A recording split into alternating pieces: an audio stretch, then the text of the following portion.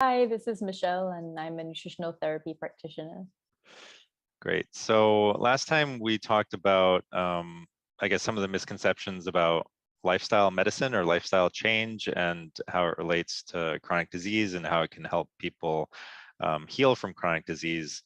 And this time, I wanted to pick up kind of where we left off, but also pick up one of the threads that we left dangling in the last webinar, which was the question about like why people seem to be so disconnected from themselves in the modern world, where like you had mentioned that um, a lot of people think that they're healthy, but they're actually just kind of like putting up with these quote unquote micro symptoms. And, sort of like reflux is a big one, or maybe a little bit of trouble sleeping, or drinking a lot of caffeine to like, get over being not sleeping enough. And so like doing things to manage, things that they consider to be, too small to really worry about, and not realizing, I guess, that these are signals, and if you ignore signals long enough, like they will get louder and louder and stronger until you pay attention to them, I guess.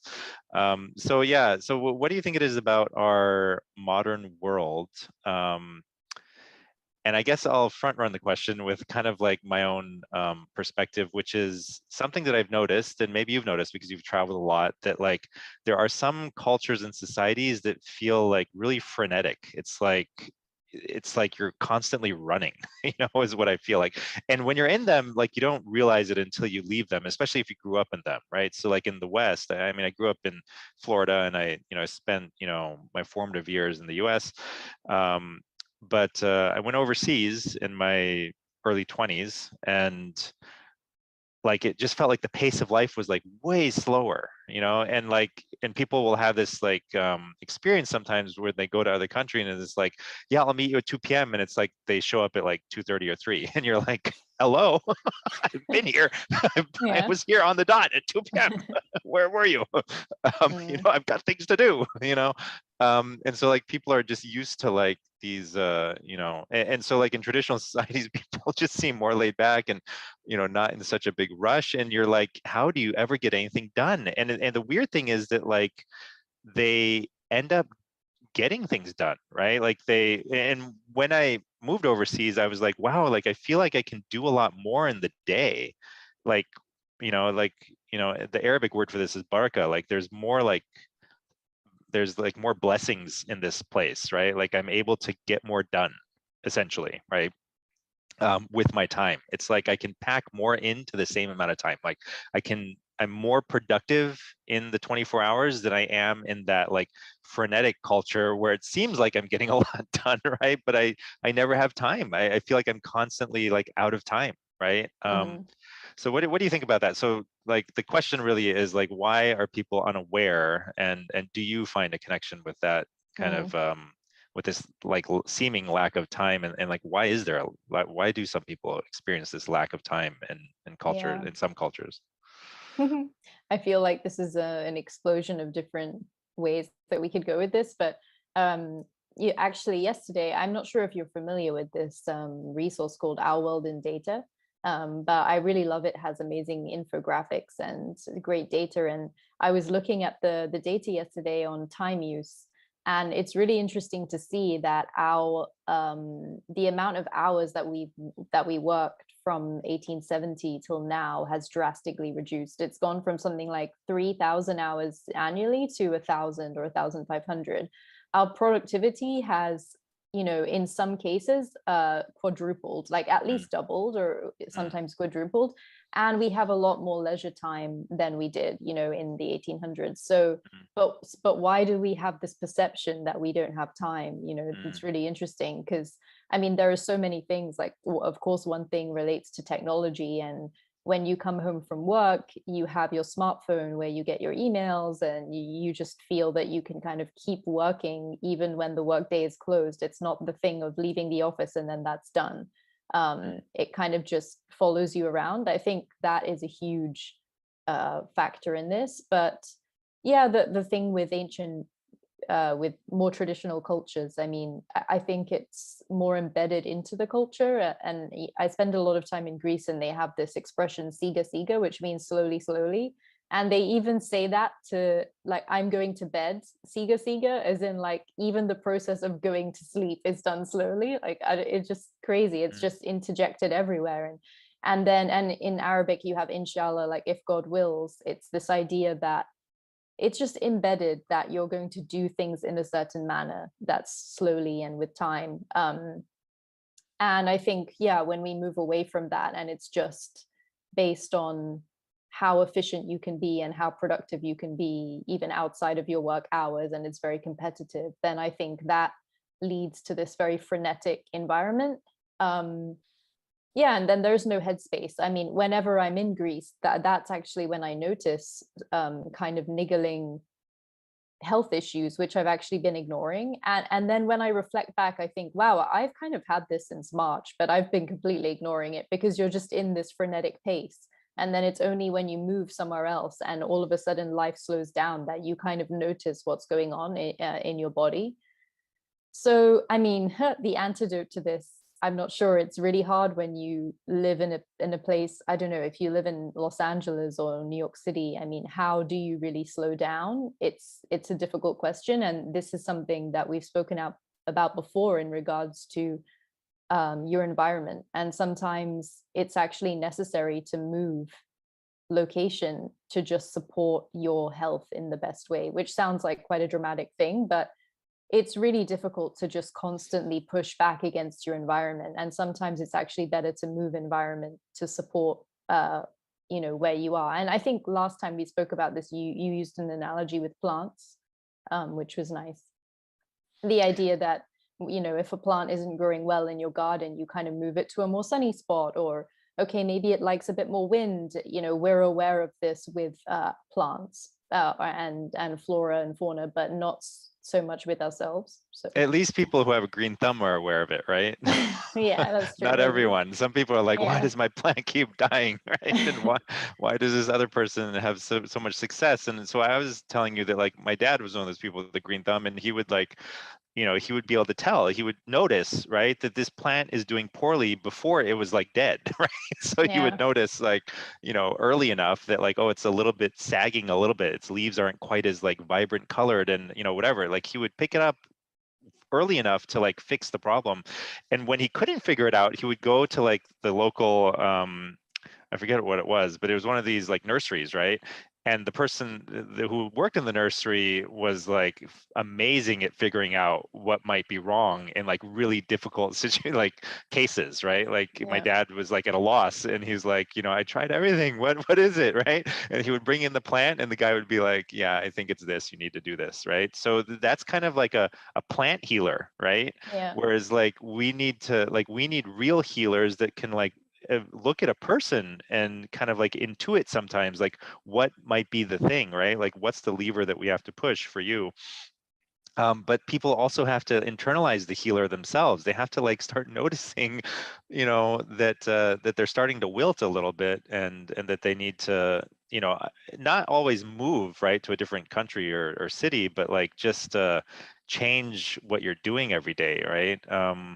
So I think that is really important. One thing I wanted to kind of mention, and like, sometimes these things, like they come up, right, like, during the conversation, which is great. But, like, that the lack of like, feeling like you're always running, I think it's linked in some way. Like, I haven't really thought deeply about this, but I wrote a paper that I shared with you about time preference and how it may be linked to the hardness of our money. And so I think that there's, like, so what is time preference? It's kind of like that old, study that most people have heard about, where the marshmallow test, right? Where, like, they put the kids in a room with a marshmallow in front of them, and they're like, if you can resist the urge to eat this marshmallow for, like, however long, like, I don't remember exactly how the study was set up, but basically, if you can resist the urge to eat the marshmallow for, like, 15 minutes or something, Yeah.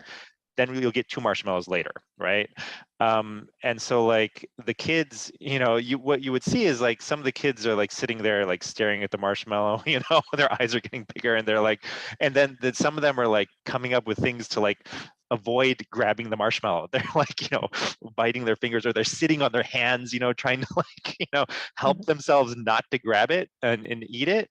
And so like, I don't know if this actually, like with research, like we're going to get into, like there's a lot of issues with like, just bias, and like, your result is like what you're aiming to prove anyway, right? It's like it's just a reflection of your internal bias. But the way this study has been presented for decades is that the kids who had the I guess what you call the highest time preference. So the kids who were able to like resist long enough, or longer than other kids, ended up on long-term follow-up having like better life outcomes, right? In every area that you could check, right? Like they were happier, healthier, they lived longer, they earned more, so like in every kind of area of life. And so the idea was that if you can delay gratification, and if you can basically, the more you value the future, like your future self, the better off you'll be in life. So like some people are so focused on the moment, right? That right now, like or at least like what they can get right now, how they can enjoy themselves right now, what they can spend right now, and so like experiences that are happening right now, and they're so focused on, their self in the moment. And it's not that, and thinking about this, like there's a difference between that focus and like mindfulness, right? So mindfulness is a healthy practice. This may be somewhat unhealthy in some senses, not in every sense, but so it's the people who can delay some gratification and plan for the future more than others in some areas, for example, will have better life outcomes, because they're able to think ahead and be like, I'm going to be around 10 years from now, or hopefully 20 years from now, or 50 years from now. And so I want to set aside, I want to plan for that future self, right? So that that future self has like a vibrant life, right? And so if you are more focused on like your quality of life right now in the present, and less concerned with the future, then you'll be more likely to like live an unhealthy lifestyle, because because the effects of that will be felt in the future, and your future self is the one that's going to have to deal with it, right? And so and right now you're not dealing with the repercussions. You're able to like eat some a pint of ice cream, right? And not have a heart attack the next minute. But if you do that for the next 30 years, you may end up stroking out and having heart attacks and having diabetes. But it's so far in the future, like a lot of people, like the more that so basically on a society-wide level, time preference can like shift. And one of the theories is that it shifts because of what's called the hardness of money, which means like how well money holds its value across time. So traditional societies, a lot of them used gold, some of them use silver. They use different monies, but over tens of thousands of years, gold kind of like won out, because it was the substance that held its value, over time the best, because it took a lot of effort to like find more gold, right? To dilute the supply of above ground gold in people's pockets, you had to expend a lot of effort to do that. And there was nothing else that was as rare and as valuable as gold. So like seashells, for example, you can easily expand the supply of seashells, right? Like you can go and find a lot of seashells. Or like, some societies experimented with like little bits of like rawhide or something, right, for money. And of course, if money is like strips of rawhide, you can go and just slaughter all your cattle and you'll have a lot of money, but you won't have any cows, and you may starve. So it wasn't a good money. But when money inflates, right, like paper money, we can print as much of it as we want, your money is worth less in the future. And that, right, on a subconscious level and conscious level, that your money is quickly losing value. So you got to use it now, right? And then that kind of may perhaps shift your entire psychology to like, I need to do things now. Now is more important than the future because the future is uncertain. I'm not going to have this money in the future, and so you stop planning as much for the future. So I'm just, I was thinking that maybe that kind of has something to do. So like changing time preference in a society may be linked to the money and how we're inflating our money away, and that may make us feel like we have to like run harder and faster and do more in the time that we have right now, right? So like people have to work more, right? They feel like, I just can't get ahead and stay ahead, and I'm just like sinking, and that may be part of why people feel different in different cultures. But also, and so like you kind of like get the feeling from other people too, right? Like how do they feel, right? And that's, I think, part of like why I felt different, like when I moved out of the US into some of these slower places. It's like the the slowness kind of like seeps in from everyone around you, right? And it like, it just, it's by osmosis. You're like, you feel calmer because everyone else is calmer, right? Like, whereas in some cultures it's like everyone is kind of stressed, a certain low level of just general stress that most people have.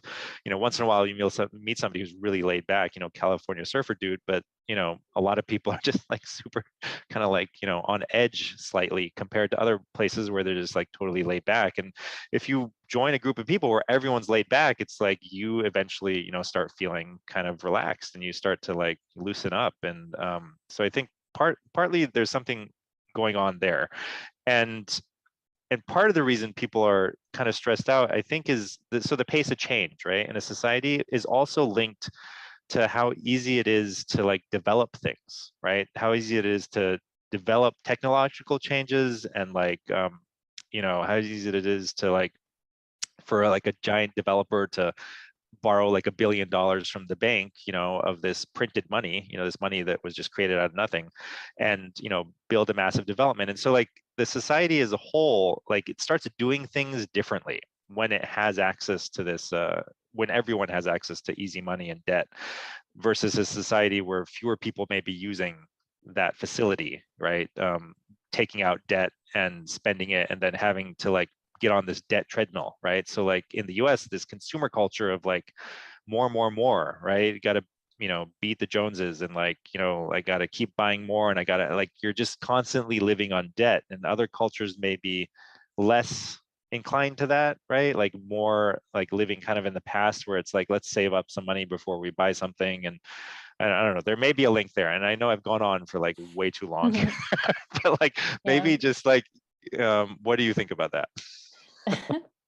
Yeah, I think there's a lot of things, but I think that, I mean, I think maybe there's not so much of a conscious awareness of many of the things, especially more of the economic, um, the time preference, or, the pace of change. But because um, it's such a systemic thing, let's say, and it's in our present reality all the time, then that kind of can put pressure on people. And I think that, I used to live in Portugal, and they have not such a great economic situation, in that people's salaries are quite low, but rents are quite high. So, you know, the average person is not making, the average young person is basically not making enough money to rent their own place. And most people live with their parents until their 40s, when they maybe save enough for a really small deposit, for a house. And it definitely creates this environment of, as you said, it's like, I'm always behind. It's going to take me until I'm 40 to even get together a 10% deposit on this house. And then that stunts you from even being an adult, or from, having a partner or a family until you're much older, because you're just not able to leave your family house.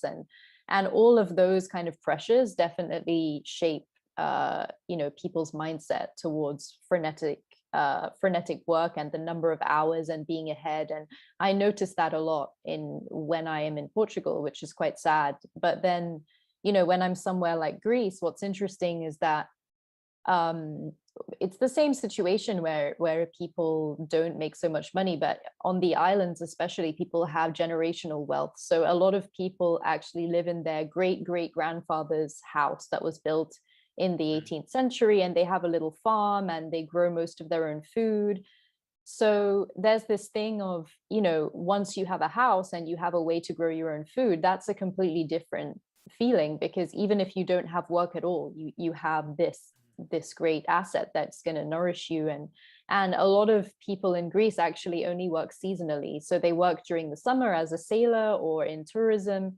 They work for just maybe 4 or 5 months over the summer, and then they don't work for the rest of the year. And that's completely normalized in the society, that you're going to take half the year off, basically, which is just unfathomable for most, Americans who get, 21 days or a holiday a year. And it's just to not even work for half the year. And that's not considered lazy, or that's just what you do, because that's just the result of the environment that we're in. And I think it can be really hard to, when you're, as you said, when you're living in an environment or you grew up there and that's all you know, it's easy to kind of have this idea that that's all that there is, and that the only way to be is this, and you need to make this amount of money because you need it for this and this, and you need to work in this frenetic way. And it's hard to really imagine outside of that paradigm. Yeah, so there is this, I mean, I'm going to close that little part, but I wanted to circle back around into the marshmallow study. Yeah, because I think that there's maybe a small disconnect with, as you were saying, the idea of mindfulness and being present, because this can be confusing, I think, the idea of being in the present and being mindful, and okay, that's to do with being in the moment, but then it's also good to delay gratification so that we can reap rewards in the future. And how does that work exactly?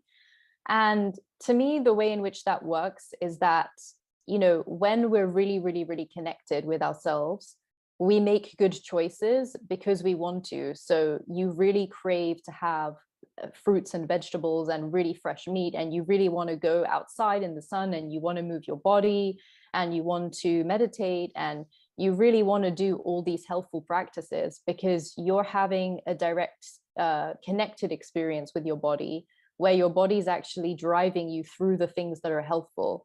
And what happens, I think, when we're disconnected, over time, due to all these things that we're talking about, is that we start to crave, hyper processed foods, and we start to have escapist behaviors like watching television for hours, maybe. We start to, maybe not have such healthy relationships. We start to not sleep and then use caffeine to wake us up. And these kind of things are escapist, and they're not really nourishing us. But they might feel good in the moment, right? Because we're escaping from this reality. So I think there is maybe this period of time where you need to override these escapist tendencies because you intellectually know that they're not good for you. But I think over time, when you become really, really, really connected to your body, there is this very effortless alignment that happens where you can just be present in every moment. Like, okay, I wake up, I really want some tea. I don't want a Starbucks Frappuccino with caramel and whipped cream, and that the idea of that is actually disgusting.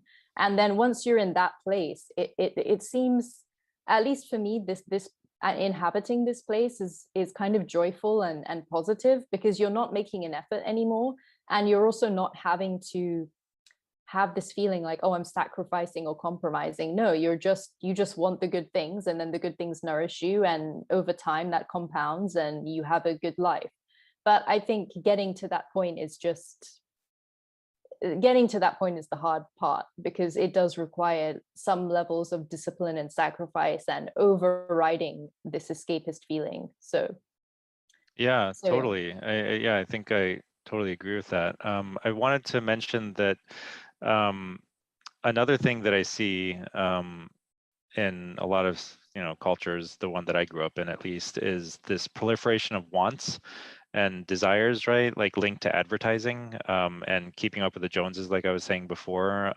And it's also linked to, like, why are we being sold so hard? Because these companies also have to keep up with inflation. They also have to like constantly grow, right? And it's hard to keep up with inflation. The faster inflation goes, the harder it is to keep up with it. And in these companies are also running faster and faster, trying to get ahead of the devaluation of the currency, and they have to raise prices and they have to like cut corners, and like you see like the products getting like, less and less, the quality is declining over time, and you're having like inflation in different ways. Sometimes the prices aren't dropping, but the cereal boxes are getting smaller and smaller, skinnier and skinnier, and there's like less in them, so things are getting smaller on the inside, but on the outside the package looks about the same. And so we're being sold really hard, right? Like there's this constant advertising push, like, let's get you to buy stuff, let's get you to want stuff, right? Let's get you to want things, and then like, eventually if you want so much, you have to like take on debt in order to get it, right? Because you just can't wait for it, right?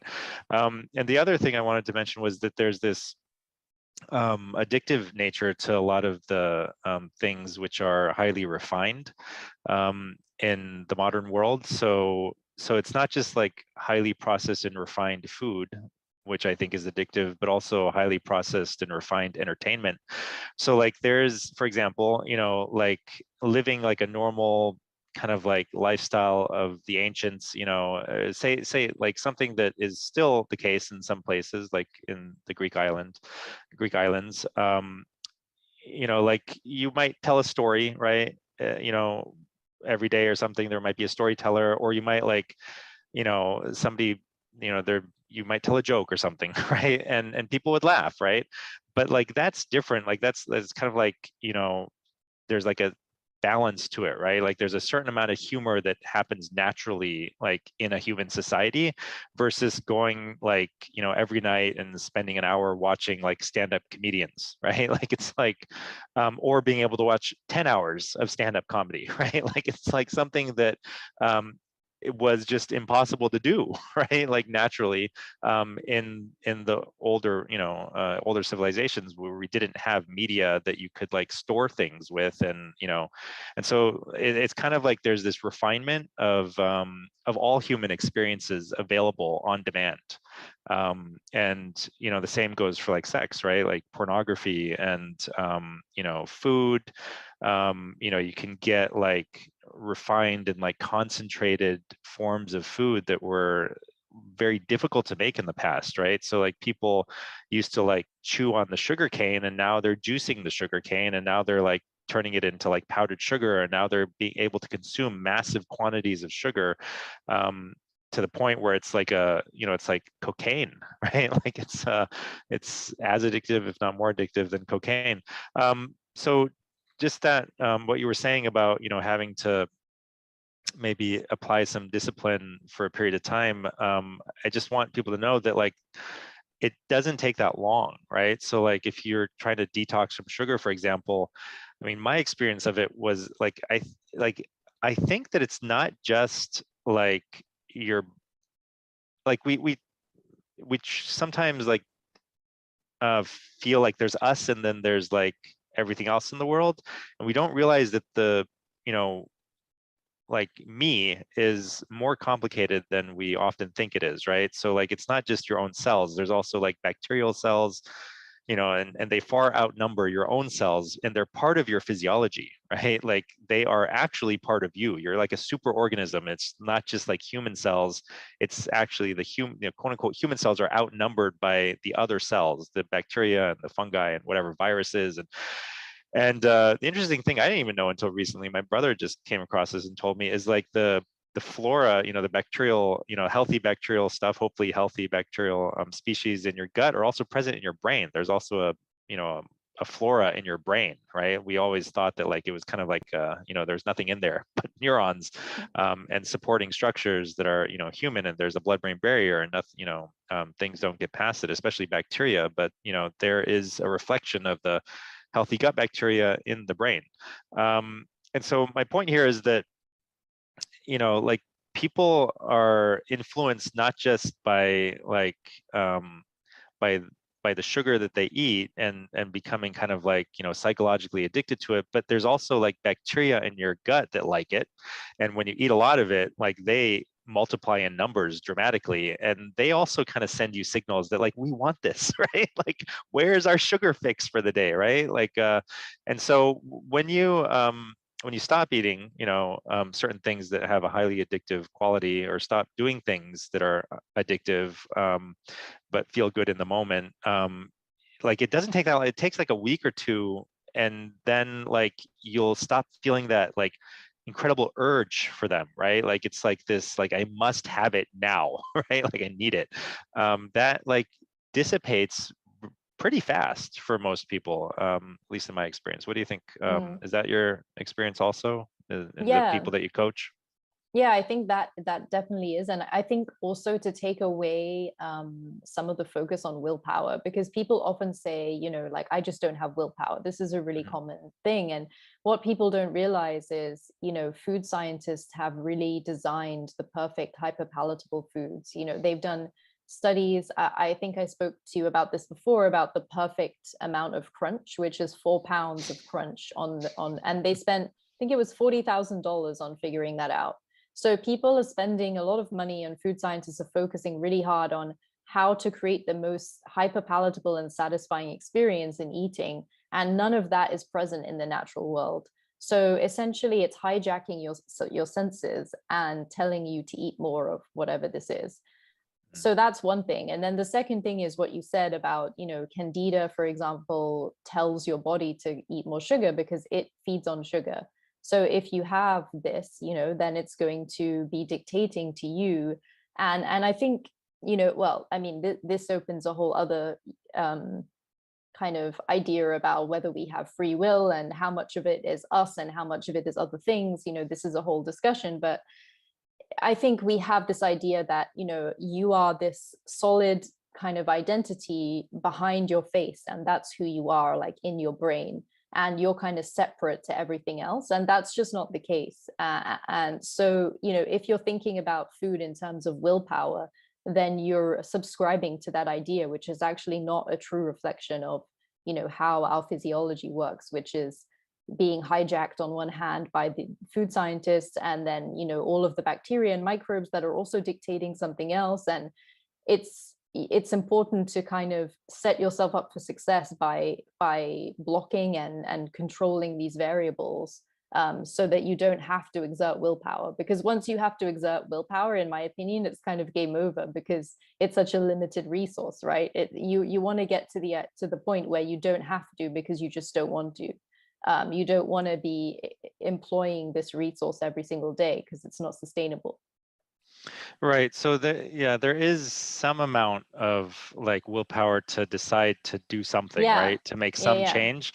One, a quote I came across when I was writing something about this, it came from, I think, an Olympic swimmer. I forget his name, but he said something like, motivation comes from movement. And I think what he meant was that, um, like, if you make at least a small change, right? Like, a movement towards something, right?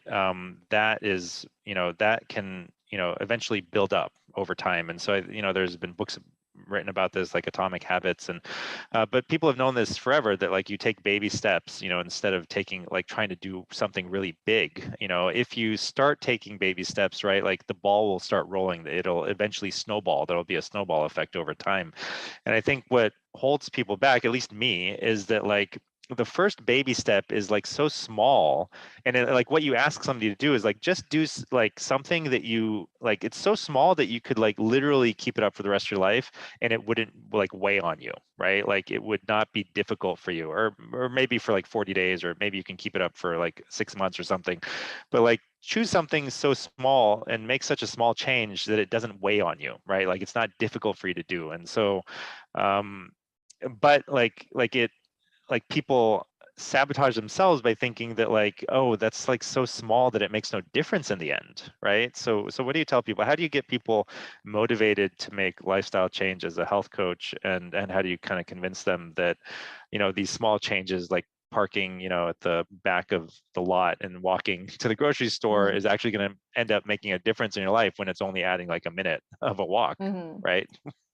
Yeah, I think this relates to what we'd spoken about in the previous webinar, which is that it's the accumulation of choices, good and bad, that really create some kind of outcome. So, it might seem like something micro, but something micro compounded with other micro things and then compounded over time is really what makes the difference. It's not that thing in isolation. And that's also how the human body works, right? And we spoke before also in relation to studies. You can't just isolate a variable and then think that that just does that one thing and it doesn't do anything else. Um, yeah. Yeah, the other thing that I would say on that is that like, when you make small changes and add them up, like it doesn't add up to like the same amount of effort it would take to make them all at once, right? So like it can feel effortless, right? If you do it a little bit at a time and slowly move the ball down the field, eventually you reach the end zone, but it's like a lot easier than throwing it all the way and making like a Hail Mary pass. Like that's a hard thing to do. Whereas like inching down the field is much easier, bit by bit, you move the ball down the field and eventually you reach the end zone. That's that's easier to do. It takes longer, but it's certainly more sustainable. And so part of this is that like if you some people are willing to make a bit of a heavier ask on themselves and like do something like quitting sugar or something. It feels hard, but even that, like it's only hard in the very beginning, right? And so the micro changes build up over time, but even like bigger asks will eventually like the willpower disappears from the equation, because if you keep it up long enough, you no longer have trouble doing it. And so like the traditional kind of period of time would be like 40 days. And that's been kind of confirmed with modern research that it takes about 40 days for like brain pathways, like habits, to start rewiring. And so once you hit the 40-day mark, sometimes it's sooner than that, sometimes 20 days, but around 40 days, like brain pathways start to rewire, and the thing that you've changed becomes a lot easier to continue doing after 40 days. It's like started to become a habit. It's not actually like hardwired in. It's not like a really strong habit yet, but it's strong enough that it doesn't take willpower to continue it. You just like, it doesn't take much, right? Like if you don't give into the temptation to let it go, right? At that point, it's more like, oh, there's a birthday party, like they're having cake and they really want me to join them. And I'm like, well, yeah, it's not going to be such a big deal. I might as well, right? And a lot of people fall off the wagon and then they find it hard to get back on. But if you can resist the little urges here and there, there's not a lot of willpower involved in continuing it. If you can reach like a couple of years, right, then that habit becomes like deeply ingrained, and it's actually hard to stop doing it. And also, like you were saying, like you will very quickly notice how good you feel from it, right? And like your tastes will change. And some people who do like the cheat days, they'll realize that like if you've spent long enough without the junk food, then you try to eat it, you feel sick. Like you don't Yeah. feel good.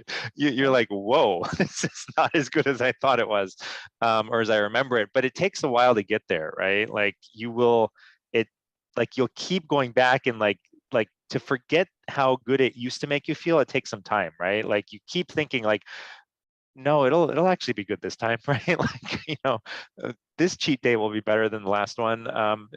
But eventually if you give it long enough, like your tastes change so much that you really like feel disgusted by the thing that you used to love, right? And so I think that's kind of the aim, is to kind of like bring ourselves back into alignment with what our bodies are really craving, in a healthy way. And I had this experience when I started exercising.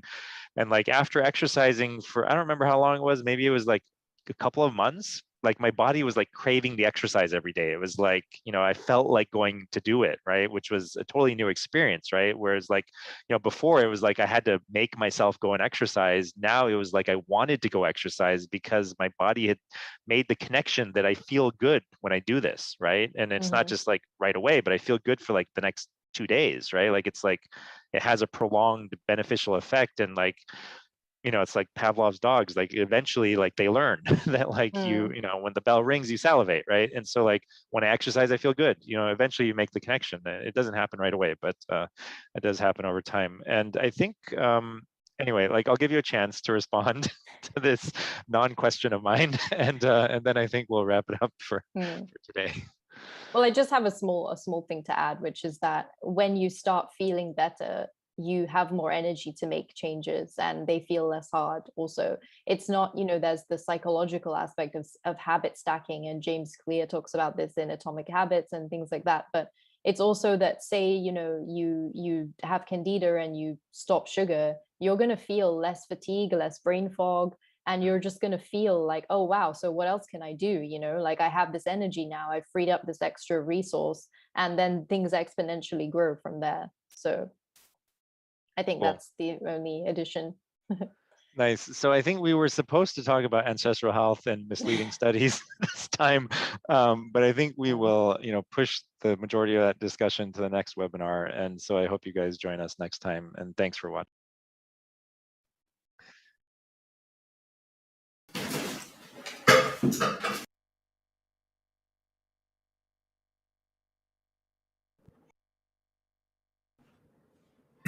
Hey everyone, Dr. Haider here.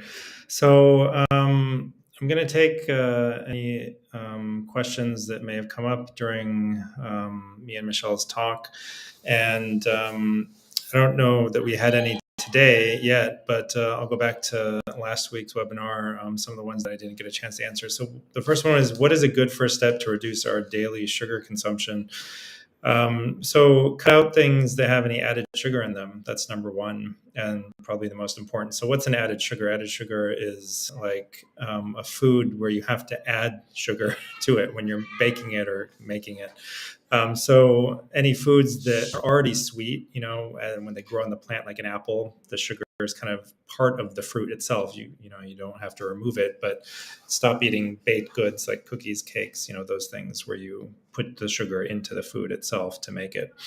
So those are, by definition, processed foods. So that's, also one way of reducing daily sugar consumption is to avoid all processed foods and just eat whole foods, or as close to whole as possible. So a whole food is like the plant itself. You can chop it, maybe, dice it, and then you eat it, but you don't like powder it and then add some other ingredients and add some more ingredients and process it and blend it and things like that. So minimally processed whole foods will make a dramatic effect. It will have a dramatic effect on how much daily sugar you consume. Hopefully everyone can hear me. Let me just double check that I have the right microphone and everything set up here. I'm actually gonna, looks like I can take this off. And it should be working. Yeah, let me know if you guys can't hear me. Let's see what Julia says that you can hear me. All right. So yeah, reducing added sugar is a pretty simple thing to do, or reducing the amount of sugar you consume. Will water fasting reduce the natural microbe and bacteria in the gut to the point where it can be damaging? What is a safe time frame to start a water fast? So I think, like I said before, a lot of the studies on fasting were done were done during Ramadan fasting, which is it's a Muslim fast that's done once a year for a month, and they do it from sunrise to sunset. So typically, sunrise to sunset, it's all over the world, right? It's different timings. So it's anywhere from like 12 to like 16 plus hours that people will avoid water and food. So they'll avoid it for 12 to 16 hours every day for 30 days straight, approximately. And so that's a very safe water fast. And that's what I would limit myself to if I was water fasting. If I was doing a longer fast, like a 24 to 36 hour, once a week fast, like Tom Bunker's protocol, I would limit the dry fasting to the daylight hours, so sunrise to sunset, and then then I would have some water during the before sunrise or after sunset, and that's like an easy way to do it, right? So between sunrise and sunset, no water, no food. The rest of the time for your longer fast, you can drink water and avoid the food. So how does that look, practically speaking? Like Friday night, 9 p.m., you finish eating and drinking, and then you stop eating and drinking, go to sleep, wake up the next morning, maybe before sunrise, you have a glass of water, and then from sunrise to sunset, no food, no water. And then at sunset, you break the water fast with a glass of water, and then you go to sleep, and then you wake up the next day at 9 a.m. and then you have your breakfast and water and whatever. So that would be kind of like a 36-hour fast, with a segment of a dry fast inside of it, inserted into the middle of it, for anywhere from 12 to 16 hours, depending on how long that the day is between sunrise and sunset where you are at that time. So it's something like that, a variation of that, where you would start. And I think actually that, water fasting will probably benefit most people's microbiome. So it'll just, so fasting from things and creating this stress on the body creates resilience, but there are also microbes that can overgrow in an environment that's too wet. And so you're probably, culling the herd of harmful microbes, like, for example, candida and, other fungi and yeast. And then, it's very difficult to kill off the bacteria in your gut. Culling the herd is probably the best that you're going to do. You're not going to kill anything. It's just going to kind of like, the numbers will reduce. So you're reducing the numbers of things, and possibly some of the bacteria as well may be reduced. But 12 to 16 hours of avoiding water is not going to be it's not going to seriously change the structure of the gut microbiome. It's just going to reduce the quantities of some of the things, which is probably healthy, since this is something that's been done by a lot of cultures throughout human history, and has been generally recognized as a healthful practice instead of something that's harmful. All right, so what are your thoughts on stevia? Yeah, I don't like any artificial sweeteners. The problem is that these non-caloric artificial sweeteners, the body doesn't understand them. So what seems to happen with them is that even though you're not getting calories from the sweetener itself, your mind and your brain is kind of like, usually when there's a sweet taste, there are a certain number of calories included with that sweet taste. Where are those calories? Where are these missing calories? And you end up actually eating more of something else, either more of the food itself that was artificially sweetened, or more food later in the day to make up for these calories that your brain is like detecting a mismatch, right? In reality, it's like, this doesn't make sense. There's supposed to be calories here, and it seems to increase your appetite, actually. So there's no metabolic benefits to non-caloric sweeteners, is what it seems like. And the other thing is that they're extremely highly processed foods. You have to, there's an extreme level of processing involved in taking the sweetener stevia from the leaf and isolating it and trying to get rid of the leafy flavor, and there's just a number, really a lot of steps involved, a lot of chemical reactions, and it just doesn't look healthy at the end of the day. So I think there have been no studies showing any metabolic benefits. It seems to be harmful. So if you're going to eat something sweet, just eat something that's actually sweet, with sugar or honey or one of these other natural sweeteners that has calories. And also, and that doesn't even get into, there's probably a lot of other negative effects. It's going to probably change some of your gut microbiome as well. What about cheat days? Is it okay to have once a week cheat day? Are they really a good idea? How often? It depends on the person, right? So some people will be able to build in a cheat day once a week and it doesn't affect them. Other people, like if they fall off the wagon after like they may be going strong and doing really well for a month or 2 months or 3 months.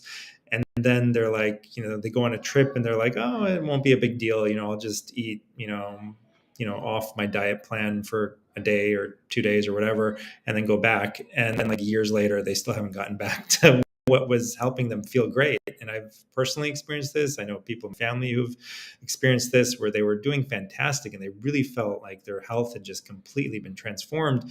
And then they fall off the wagon and they just can't get back on. And it's like years later and they're like, man, why is it so hard to get back to doing what I know was really beneficial for me? It was like the best I'd ever felt. I wish I could go back to it. And so you got to kind of assess yourself where you are. If you've built in the cheat days, and maybe this is better for most people to try to build them into your plan. Once a week might be too often, but a lot of people do that once a week. And I discussed that with Michelle, today, and during this webinar. And what most people will find is that they don't enjoy the cheat day as much after a few weeks or a few months, maybe. You're just like, you feel sick and you just can't eat that much of it. Those cheat foods. And eventually you might like just wake up one day and be like, I don't really need this, or maybe I'll shift the cheat day into like a more healthy version of the junk food. You maybe like naturally sweetened or homemade or something that doesn't make me feel sick when I eat it. So I think that you do need to be diplomatic with yourself and figure out what works for you. You got to have like diplomacy with yourself. It's like you gotta negotiate with yourself, right? And don't try to be like a dictator with yourself, and then you'll probably do better. So take what you want from yourself and give yourself something that it wants, and at the end of the day you both get what you want, as if you're two people, right? But that's what it feels like sometimes, right? Like you're negotiating with maybe your lower self, or whatever you want to call it, the part of you that wants to do things, kind of the childish part of yourself, and then you have kind of like the more adult part of yourself that's more responsible. All right, it's so difficult to try to change your diet when your family eats a lot of junk. Any suggestions? That is difficult, and at the end of the day, you just got to do what's better for you, and you got to develop a thick skin, because people will sometimes they'll give you an incredible amount of pressure to eat what they're eating, eat the way that they eat, or whatever, right? So do whatever it takes, even if you have to like lie to them or something, or like pretend to eat the junk. I don't know, you got to be creative in some way.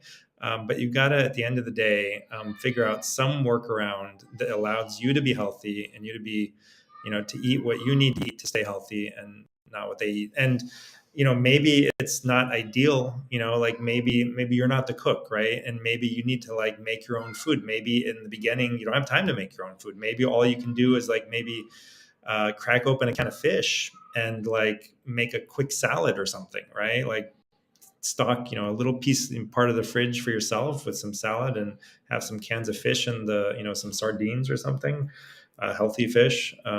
Sardines are by default wild fish. They don't, farm them. So they're all wild caught. Try to get the ones that are in like brine, salt water, or olive oil, but avoid the ones that are packaged in other like sunflower oils and stuff, or canola oil. But even if that's the only thing you can find, I mean, I know some people who live in like overseas somewhere, and there's like nothing available that they can eat except for, the sardines that are packed in canola oil. Wash off the oil, eat the sardines. So yeah, I mean, you can come up with something, maybe it's going to be like a very simplistic diet. Maybe, there's this bean salad made from sardines. It's really good. It's like some beans and some greens and some sardines, and you just mix it all up and you eat it on a cracker or something, right? So you might have to be a little bit extreme or a little bit creative, but it is possible. Somebody asks, I've fought candida most of my life. Have you ever treated a person with prescription antifungals to help them not crave sugar? I think once or twice, somebody did request, an antifungal to help them fight off candida. And I don't know if they specifically requested it for a sugar craving. That might help, so it's possible, that's something that we could consider if you have some like very typical symptoms of candida, or maybe a stool test showing candida overgrowth or something, or you have the typical, like maybe you have some skin problems, maybe you have, other things. But yeah, I mean, if we did kind of like a questionnaire and came up with some, and it seemed as though you had a problem and you tried to avoid sugar. I mean, have you tried to avoid sugar for like 2 weeks straight? Because most sugar cravings die off pretty quick, and you might try the water fast, right? That probably helps to thin the herd with candida.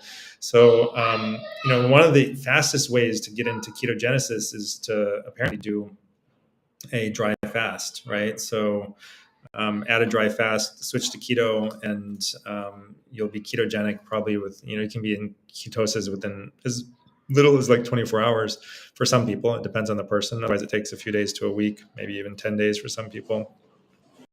But typically speaking, if you avoid all sugars, avoid like everything sweet, have no sweets for 2 weeks, it's a really rare person that's still going to be craving sugar after that.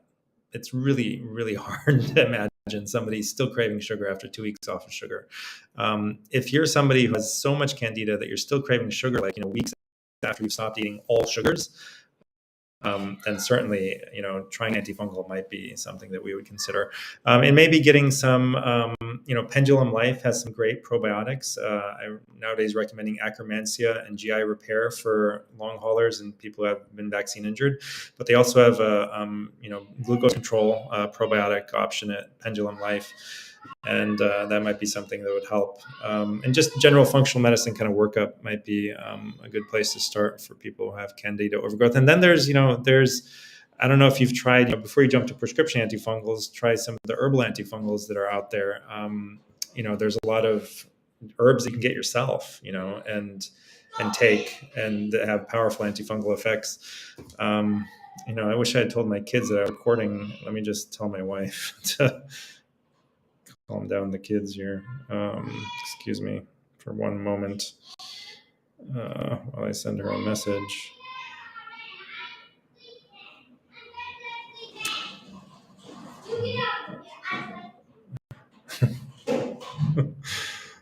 I don't want to get up and go and yell at them. Be quiet.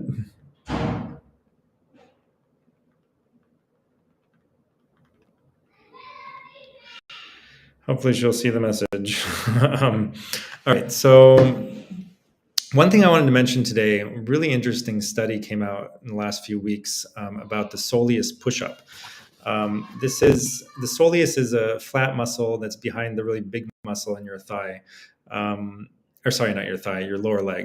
So in the back of your leg, right behind the gastrocnemius muscle, which makes up the bulk of your lower leg in the back. So behind that is a flat muscle called the soleus. It's used when you're standing, and it's used in walking, but it's not really powerfully activated during either of those activities. So a researcher, let me see if I can pull up the research study, or the article that I saw. Anyway, a researcher, studied a movement to activate. He designed a movement to fully activate this muscle. And the reason he did that was because this muscle doesn't get tired. So you can sit, like while you're sitting down, you can activate this muscle. It's basically, you just lift your heels off the ground, let them drop down. This activates the muscle, and it sucks blood sugar and fats out of your blood. It's the most effective way to lower blood sugar and to lower cholesterol levels that's ever been discovered. It's more effective than any other exercise, more effective than weight loss, more effective than intermittent fasting. So it really has an incredibly powerful metabolic effect on the body.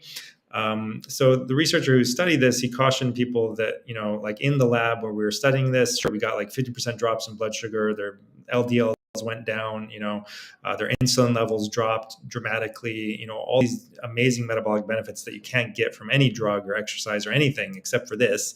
But the way we did it was we had people hooked up to a EMG machine. They had like some wires on their lower leg, connected to that muscle. And then the people would be sitting there, doing these heel lifts in their chair, watching a monitor to be sure that they were activating the soleus. But it's such a simple movement that I'm pretty sure if you just sit there and, lift your heels off and then let them fall, you're going to be activating the soleus and probably having those same amazing metabolic benefits. So this is something that especially if you can monitor the effect, like if you have like a blood sugar monitor, you can pick these up from the pharmacy. You don't even need a prescription for them. You can check your postprandial blood sugar. So you can check it without doing this, check what your blood sugar is just normally during the day at the same time every day, right? And then check what it is like right after eating, an hour after eating, 2 hours after eating, and then do the soleus push-up, for maybe an hour or 2 hours or 3 hours while you're sitting. So like just kind of get into the habit of doing it while you're sitting at your desk or, watching TV or eating breakfast or whatever. Try to get into the habit of doing it. And then check your blood sugars again once you've been doing this for a few days and see if there's any difference. But if you can lower your blood sugar that much and your cholesterol levels, the LDL levels in your blood and your triglycerides, and lower your insulin levels, it has a tremendous effect on your overall health. And getting back to that earlier question about sugar cravings, it'll probably dramatically lessen sugar cravings as well and help you stop eating so much sugar. So this is something that is very early research, and the paper was kind of vague about how long people had to do it to develop certain benefits. People in the research study were doing it as much as like 4.5 hours a day, but it wasn't clear like how much you really needed in order to get the benefits that accrued. So you may not need to actually do it for that long every day, but it's a muscle that doesn't get tired. So you can literally do it all day long without feeling tired. And I'm doing it right now. I don't know if you can hear my legs, my heels striking the ground, but I've just been trying it and experimenting and seeing how I feel while doing it. Let me pull up the next question here. Let's see. How long does it take for processed food and similar bad food to leave the body? So, you eat food and it goes in your gut and you digest it hopefully pretty well, and you absorb some nutrients from it and maybe absorb some, detrimental things with it. And, maybe it has some chemicals in it and you absorb those as well. And so most of the food is going to be like, sugar and fats and carbs, right? And that stuff, you may, consume it all. You may store some of the sugar and the fat as fat. You may use some of the proteins to build muscle. And so those components of the food, are going to be utilized in your body, and it doesn't matter whether they came from processed food or not. You're still going to use them as those macronutrients are going to be used, and they're fine, right? It's the stuff that comes along with it. So processed food, the problem with it is not just the chemicals that are in it, but how rapidly it gets absorbed. So the effect that it has on your blood sugar and your insulin. And that's like a short-term effect. So, processed foods are absorbed very rapidly, and the sugar and carbs from them spike your blood sugar. And that is a short-term negative effect, and it spikes your insulin. And so chronic use of, chronically consuming processed foods will mean you chronically have, these spikes in your blood sugar and your insulin levels, which are bad for you and lead to you, becoming overweight and causing inflammation, all the problems with higher blood sugar levels and higher insulin levels. If you stop eating processed foods, all of those problems go away basically immediately. You no longer have those spikes in blood sugar and spikes in insulin, which are harmful for you. The secondary question is if you've absorbed different chemicals and things along with those processed foods, I don't know. We don't really know how long some chemicals stay in the body. So even the cord blood of fetuses has been found to be holding hundreds of chemicals that shouldn't be there because we're exposed to chemicals all the time. So there's no good answer, right? What's the half-life of all the chemicals and all the foods that you've eaten? I don't know. I don't think anyone really knows the answer. We don't have answers to this question. But certainly most people start to feel better when they stop eating processed foods within a couple of weeks. I mean, it doesn't take too long, to maybe even sooner than that. And the negative effects will usually wear off pretty quickly, at least the subjective negative effects. And then you can, if you want to track, certain inflammatory markers, you can see how long it takes for your body to kind of shift over into a healthy state. There's different ways of tracking this. There's one website called Inside Tracker that kind of, you can, get some tests or upload your blood tests there, or you can order them through them. And you can kind of keep track of, they can give you the optimal ranges for different, different blood tests. And they'll give you little hints, if you do this, then you can help push this into the optimal range, and you can see how long it takes for you to kind of optimize those different blood tests after you shift over to a healthy diet. What are your thoughts on home canning? Is that preferable to store-bought? Yeah, I think it is, because you have control over what kind of cans and whether they have BPA lining or not. And so yeah, I think that this is definitely preferable to store-bought. If you're doing it in the old way, you're doing it with good quality cans and you're putting good quality stuff in them, absolutely, way better than store-bought. Pickling and doing things like that is probably also beneficial. I mean, before the era of canning, I don't even know when the era of canning started, but people would, ferment foods, and that may be also something to look into. Some long haulers don't tolerate fermented foods because they're high in histamine, but if you do, then that's probably a good way to store foods across time and space. And then, salting meat may be beneficial. This whole idea that salt is bad, for everyone all the time is probably very, very wrong. All right, so I think we've covered the questions that we had, but I think there are some other questions here. Peter says, is there a healthy diet where I can eat the same thing every day? So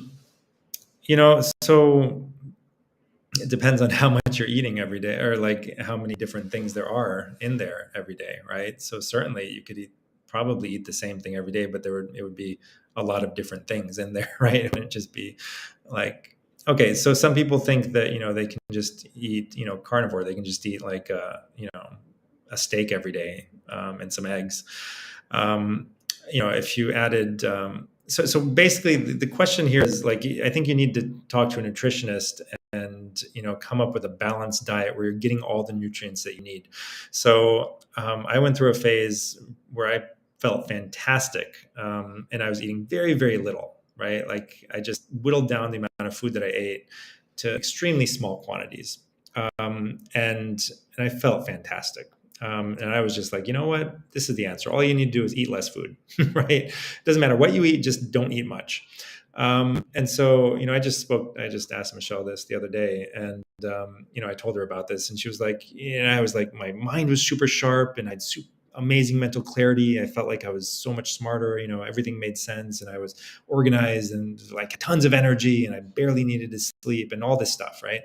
And she was like, you were probably eating so little in general that, you were in ketosis. And so, these are the benefits a lot of people feel when they're in a ketogenic state, especially men.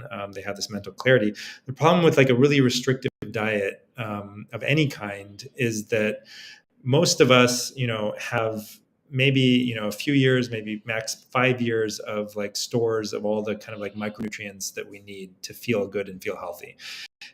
And then, so a lot of people will start a new diet, a very restrictive diet. Maybe they'll go all vegetarian or something, and they'll feel great for a couple of years, and then suddenly they'll like hit this wall and they'll crash and they'll feel horrible. And it's because it took that long, 1 year, 2 years, 5 years, whatever it is, for them to run through their stores of B12 or whatever, right? That they needed, or omega-3s or something, right? Maybe not omega-3s, but, some of these micronutrients, that can stick around for a while. You've like filled yourself up to repletion with, all the micronutrients, all the vitamins. And then you cut out some of those, sources of those things in your diet. So anyway, the point here is that you just need to probably sit with a nutritionist like Michelle Harvey, and just make sure that you design a diet that gives you all the micronutrients that you need. And I do think that the generally, accepted like levels of these in a daily diet are probably too high.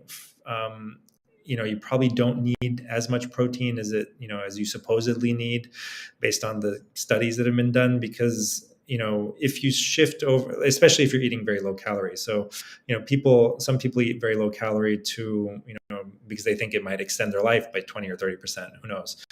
In some animal models, it does.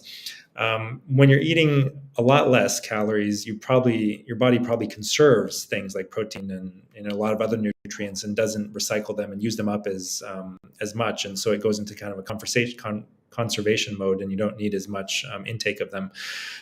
So you can play around with the numbers, but you kind of got to just track it yourself and keep an eye on your symptoms and see how you feel. And if you're feeling fantastic for a while and then you start to like feel worse and worse and worse, you need to reassess and be like, am I suffering here because I'm not eating enough of something? So anyway, the point here is that, yeah, you can design a diet where it's the same every day, and it can be optimally, healthy for you, but it's going to be made up of a lot of different things to make sure that you're getting all the nutrients that a human being needs. And so testing can be a part of this, process. You can, test and make sure that your nutrients are where they need to be and all your biomarkers are where they need to be, or you can just kind of really keep it close. You don't need to do that either. You can just keep a very close eye on your subjective experience of your health.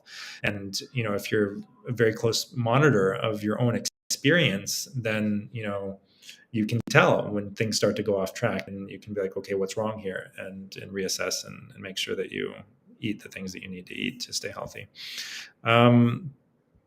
So yeah, what is that healthy diet? I didn't really give you the healthy diet where you can eat the same thing every day. But, if you ask us in the app, or the next time, Michelle, I think on Thursday, 1 p.m. Eastern, me and Michelle are going to have a live stream again. And you can ask her that question at that time. Or maybe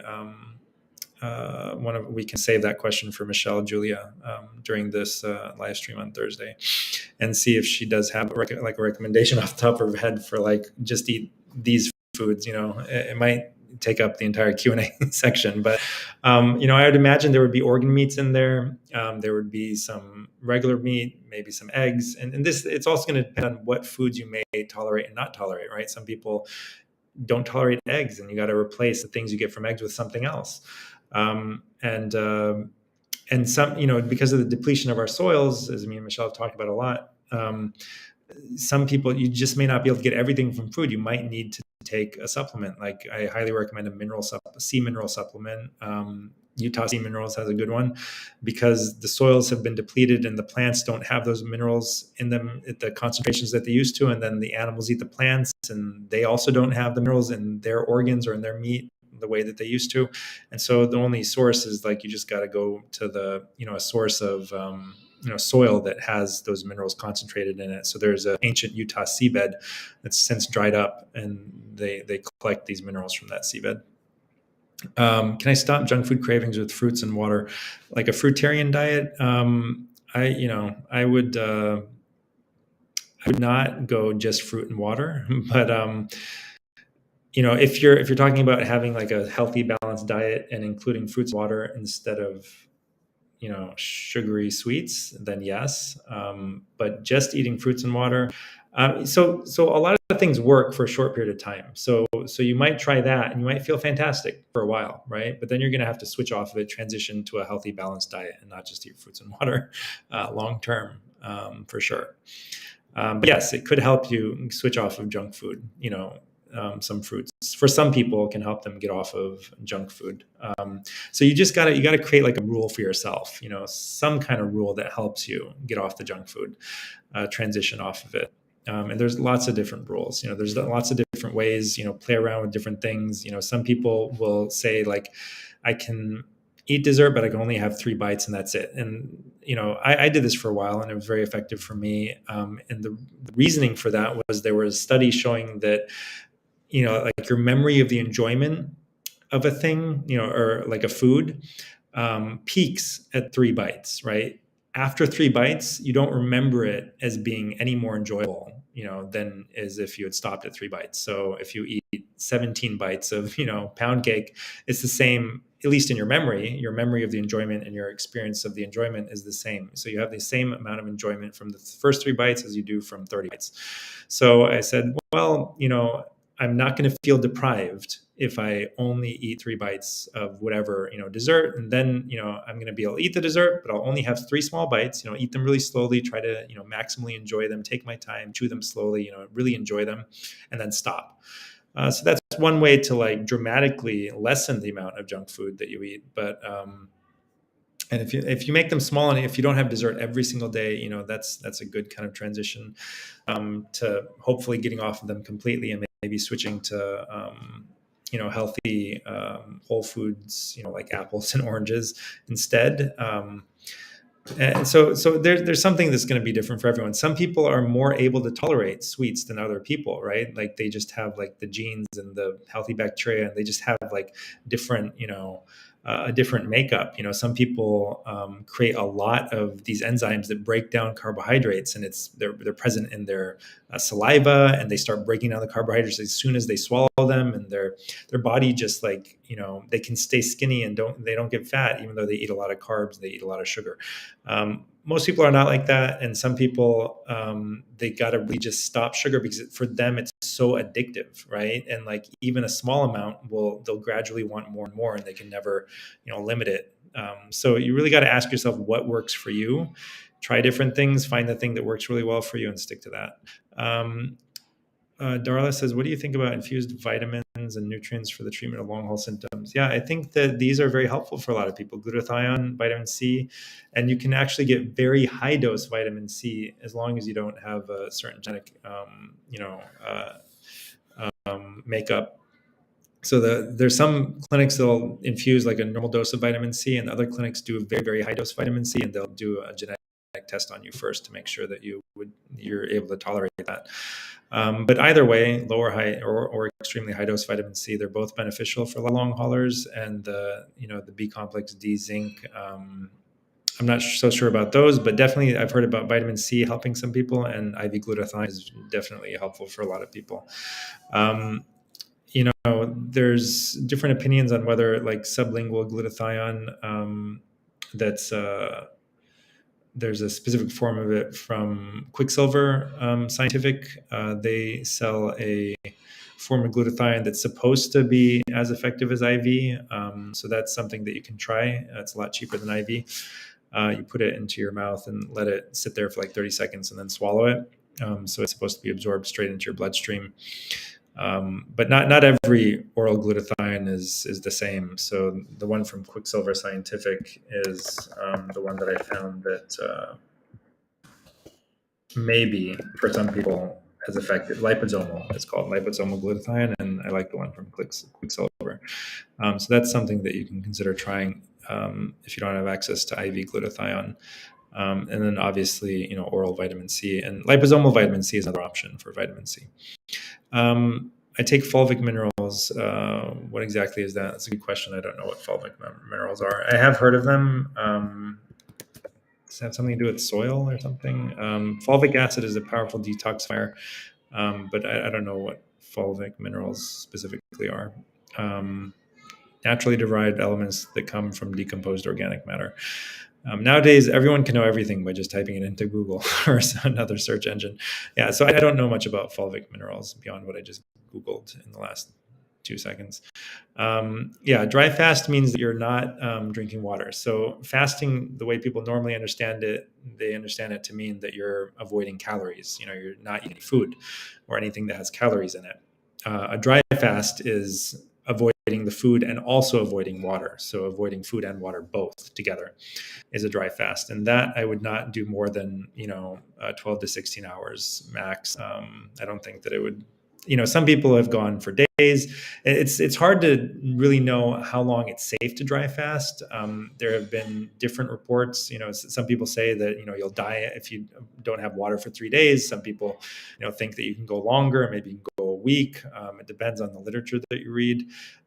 But you can go without food for a very long time, especially if you're overweight or obese. I mean, there's this famous case of a English gentleman 100 or 200 years ago who didn't eat for over a year. He was morbidly obese, didn't eat for over a year.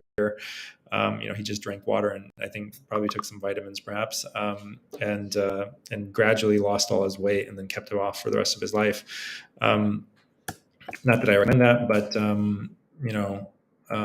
maybe if you monitor yourself, have a physician kind of overseeing it. That's one of the ways to lose weight. Certainly, I think it's better to just eat less, but oftentimes dramatically less. And how do you do that? You eat very small bites of food, chew them very slowly, chew them completely, swallow them, and don't like prepare or grab your next bite of food until you've completely swallowed everything in your mouth. And then just stop eating before you're full. Just doing that will oftentimes work as well or even better than eating nothing. So that's what a dry fast is. Apparently there's some more literature in Russian about dry fasting. But there is this interesting study from like the 1940s that talks about how our bodies create metabolic water by, when you metabolize the fat in our bodies, which is made up of which is made up of carbon atoms and hydrogen atoms. When you break down the fat, it combines with oxygen that we breathe in. The carbon atoms from the fat combine with oxygen as CO2, and we breathe that out. And then the hydrogen atoms in the fat combine with oxygen and create water, H2O, and that's what's called metabolic water. So you actually have a lot of water trapped in your fat, or at least a lot of hydrogen trapped in your fat that can combine with the oxygen that you breathe in to turn into water, right? H2O. So So your body can actually create water as long as it's got oxygen, right? You can't live for long without oxygen. So as long as you're breathing, apparently you can create like about 1 liter of water a day. But how much water do you actually need, per day? Estimates vary, and I don't know the accuracy of the estimates, but something like 3 liters is what I saw in one location for what people need. So you probably cannot create enough metabolic water that way in order to, continue fasting from water indefinitely. Certainly, this is what most people believe, that, you can last without water for a few days at most. So there's some stories of people who lasted for like 8 days or something, but they were drinking their own urine, which is something that somebody mentioned in the Facebook group actually as a healing methodology. It is something that's been used in Ayurvedic medicine, and there's a group of Indian subgroup of Indian people, in not American Indians, but subcontinent. Over in India, who make it a practice to drink their urine. Sounds disgusting to me, but apparently there may be some benefits to that. But anyway, my point is that the people who have been recorded to have lived, for over 3 days, for like 7-8 days without any water, they were doing something like eating snow or drinking their own urine. So I would not fast for too long without water.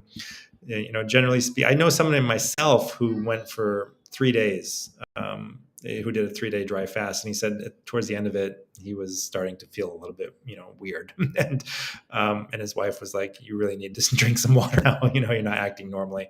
So, I think you don't want to overdo things, and like I said before, billions of people have done sunrise to sunset dry fasts for the last 1400 years, right? It's a very common thing. Every adult Muslim who's practicing, which is nearly 1 billion people in the world today, every year they do a 30-day sunrise to sunset dry fast. So it's something that is proven to be extremely safe when you do it, for a short period of time, 12 to 16 hours. Cindy Hammer says, "What about taking NAC daily to increase glutathione?" Yeah, I think this is great, and I think this is probably very effective for a lot of people. So I do recommend NAC for long haulers and those who have been vaccine injured. I think 600 to 1200 milligrams daily is our current recommendation. And we are putting together a document that explains like the recommendations that we have for long haulers: lifestyle, supplements, diet, exercise, etc., and even the prescriptions. Like, what is our recommendation for prescriptions? In the meantime, people can go and look it up at the FLCCC. They do have recommendations for supplements and prescription drugs and over-the-counter drugs. But we're going to be putting together one of our own that puts everything into one place for long haulers. Why didn't COVID affect Africa? Yeah, that's a good question. And one reason is that they're probably less liable to be affected because there's not a lot of obesity in Africa. That's one thing. And what was the other thing? There's not a lot of vaccination in Africa. That's another thing. And I think there were some other things that were important, but essentially, there's not a lot of metabolic syndrome in Africa, right? They're not overweight, obese. They don't have high blood pressure. They don't have all these metabolic disorders that we do in modern, industrialized countries. So that may be one of the things that made them relatively immune. They also, a lot of them take ivermectin. It's another thing that probably helped. And hydroxychloroquine, some of them take that, but a lot of them take, ivermectin and or hydroxychloroquine and other antiparasitics that have antiviral effects against COVID. So those are some of the reasons I can remember off the top of my head. There may have been others that I've forgotten. And the other thing is that a lot of the population probably has vitamin D sufficiency because they get a lot of sun. And, for example, the African Americans, the Black people in the US, most of them have extremely low levels of vitamin D, many of them undetectable. And I saw this myself. I worked in a small Orangeburg, South Carolina once in the hospital, and it was like 99, at least in my experience, 99% of my patients were Black. And I checked vitamin D levels on everyone that I admitted, and not a single African American or Black patient had normal enough vitamin D, and most of them were actually undetectably low. So I had everyone on like mega doses of vitamin D, whereas a lot of the population in Africa, there's a lot of very poor countries there, and a lot of people spend a lot of time outside in the sun, and that may be one of the things that benefited them. And they didn't have access to things like remdesivir and ventilators. So those are some of the reasons. Maybe I covered all of them, maybe not, but that's what I can think of right now. All right, so let me just make sure that I don't have something else right now.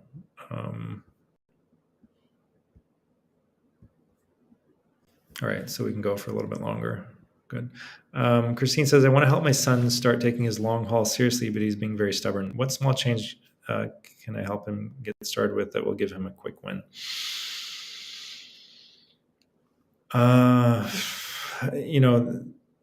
What's like it depends on what he's willing to do, right? Like if he's willing to take a supplement, right? Like I would try to get him on nattokinase or lumbrokinase. So like nattokinase, that would be one thing that he could do. He could take, I think it's 5,000 IU of nattokinase a day, but correct me if I'm wrong, Laura. We have a recommendation for nattokinase. Let me just pull it up. So like maybe just choose a couple of supplements. 2,000, or it's 100 milligrams per day nattokinase, 2,000 FU functional units, I think it's called. So if he's only willing to take one supplement, then try nattokinase 2,000 or 100 milligrams per day of nattokinase.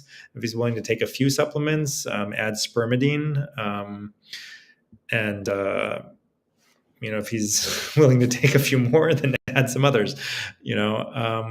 So like in order of priority, probably nattokinase.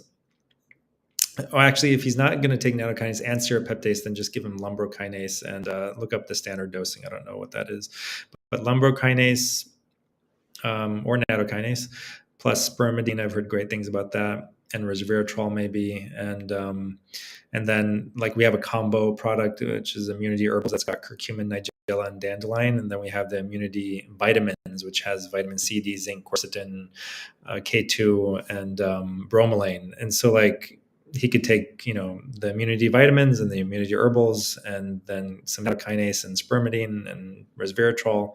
That would be a great place to start. And then if he's willing, omega-3s, you can take a teaspoon twice a day of Wiley's Finest Peak Omega-3 liquid, which gives you 2.3 grams of EK and DHA omega-3s per teaspoon. So it would just like 1 teaspoon twice a day. So I don't know like how much he's willing to do. So like if it's just one thing, try the lumbrokinase, and Laura can give you the dosing for that. If he's willing to take a prescription, try ivermectin, right? If he's, what is he willing to do, right? So you gotta figure out what he's willing to do, and then do one of those things. If he's willing to do like a 1 minute cold plunge every day, start there. I don't know. It's hard, right? Like some kids are just like they don't want to hear it from their mom or their dad, and maybe you need to go to somebody else and get somebody else that your son trusts or listens to, and ask them to tell your son something, and like make it so that person doesn't tell your son that, hey, your mom told me to tell you, right? Like they gotta do it in a smart way, and just try to get somebody on board who your son trusts and listens to and will like take seriously, and make that person your messenger, but be sure that they don't say that you sent them, right?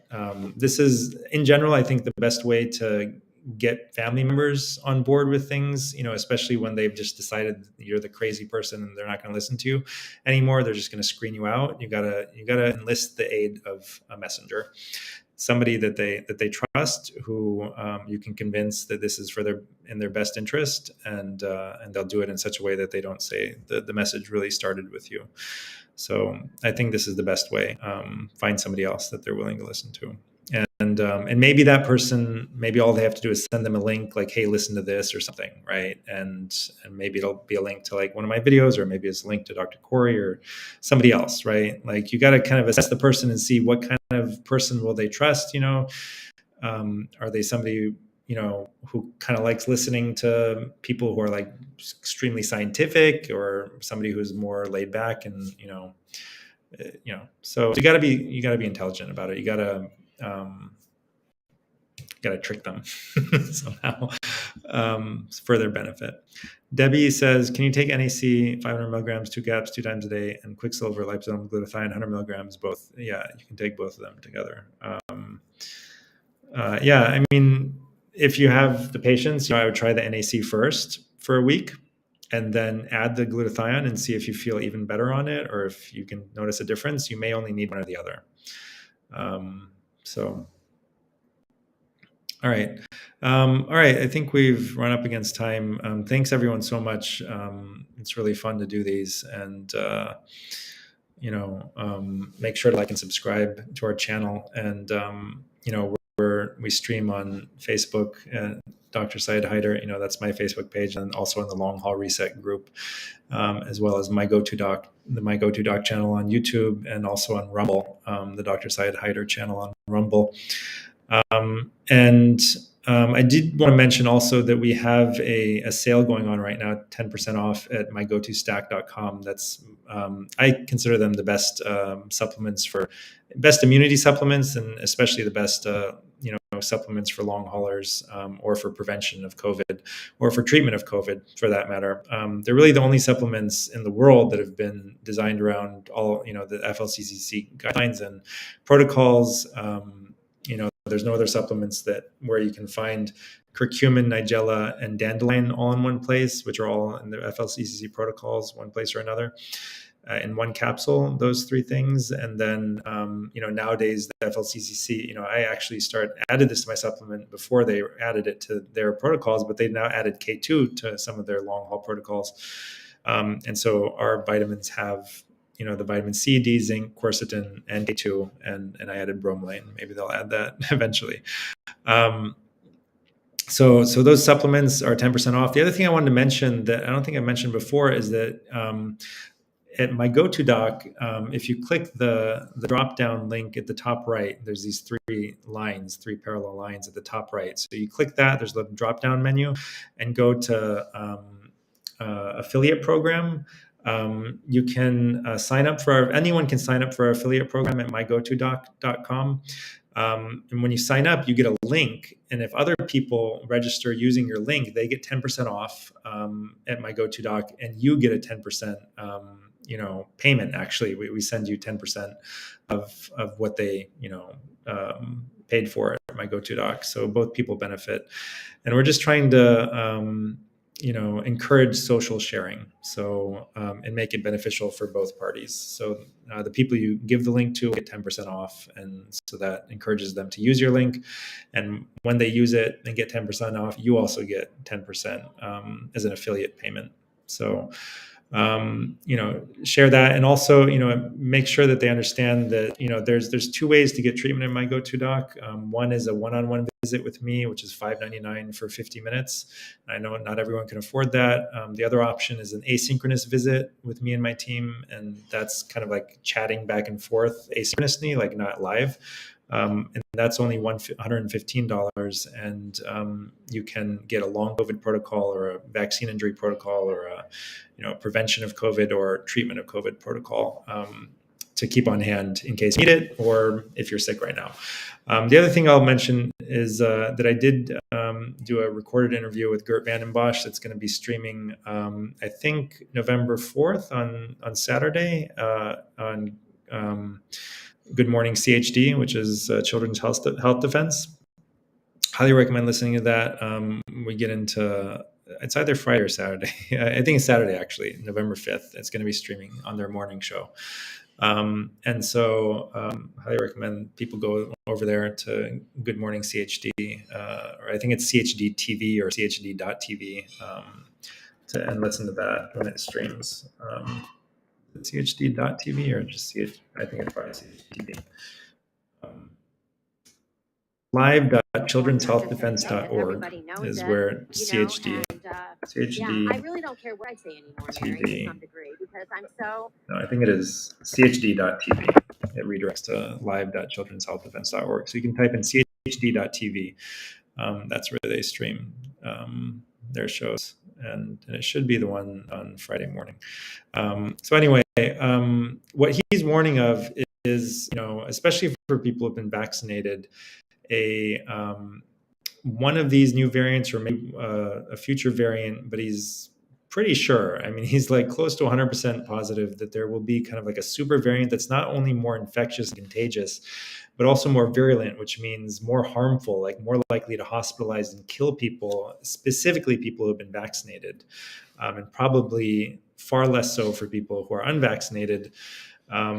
Although in the past he's told me that he's also concerned about unvaccinated. But essentially, at the end of the day, the good news is the antivirals like ivermectin, hydroxychloroquine, all these off-label protocols are what he's recommending. I mean, he doesn't say the word exactly, but he's like, you all know what I'm talking about, right? He doesn't want to come out and say it on CHD TV, and they also prefer us not to mention specific names of medications there. But anyway, the point is that these things work, and I would recommend having them on hand, especially going into the winter. There will be another winter, surge. Whether this is going to be the big one, the one that really starts to kill people again, we don't know. But it's highly likely that at some point, and probably sooner rather than later, especially because of the vaccinations that we're doing, the vaccinations themselves are driving the evolution of the virus to become more infectious and eventually more deadly. So right now there's vaccine immune pressure on the virus to make it less deadly. And eventually, just due to evolution, microevolution, this virus is going to evolve to evade that vaccine pressure against its virulence, right? So it's already doing a great job of evading the vaccine pressure against its infectiousness. So all these variants are extremely infectious, and it's getting around the vaccines very well. But it hasn't yet developed that virulence, to break through the immune pressure that's suppressing its virulence. When it does that, the people who have been vaccinated are in for a terrible time unless they have access to off-label protocols. So I highly recommend that you share this kind of information with people, or just have it on hand for people if they're, I know some people in our patient group who had these medications available for them, and their family members, maybe who had been vaccinated or maybe not, they weren't interested in this until they got really sick, and then they were like, sure, I'll try anything, right? And so you may be able to benefit other people if you have access to some of these things, if you have them on hand. All right, thanks everyone for watching, and we will see you. I think the next live stream we have is on Wednesday. Let me just double check. I did want to mention that we have, the next live stream is Wednesday at 2 p.m. We're moving it up a little bit. It's usually at 3 p.m., but this Wednesday will be at 2 p.m. And then Thursday, 1 p.m. Eastern time, all these are Eastern time, is a webinar with Michelle, another live webinar with Michelle Harvey. And then on the same day, Thursday at 5 to 6 p.m., I'm going to be interviewing Cindy Hammer, who's a retired nurse, about her experience healing from long COVID and helping other people heal using some of the protocols that we recommend. All right, everyone. Thanks for watching.